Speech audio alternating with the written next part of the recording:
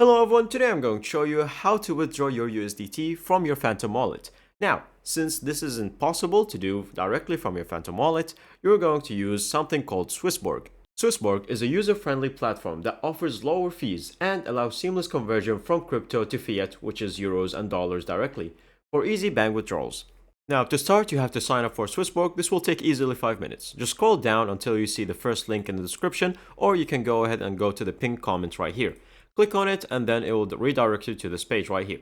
As you can see, Gummy5 is the code.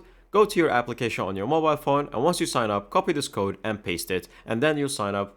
And the best part is that you will have the chance to enter and win 100 euros from the lottery ticket, as you can see on the video right here. Now, after you're done with the first step, let's go to the next one. Now, right after you signed up for Swissborg, you're going to go to your portfolio, and from here you're going to click on deposit. And then you're going to go to crypto transfer.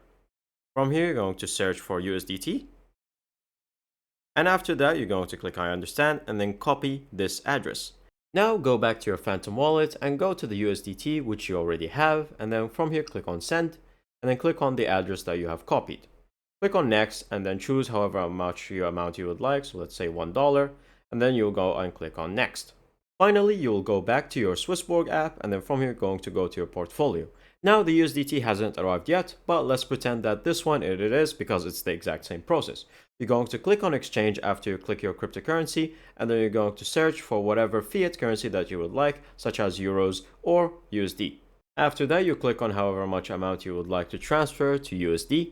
And then finally, once the fiat currency shows up here, you're going to click on it, and then you're going to click on withdraw on the bottom right.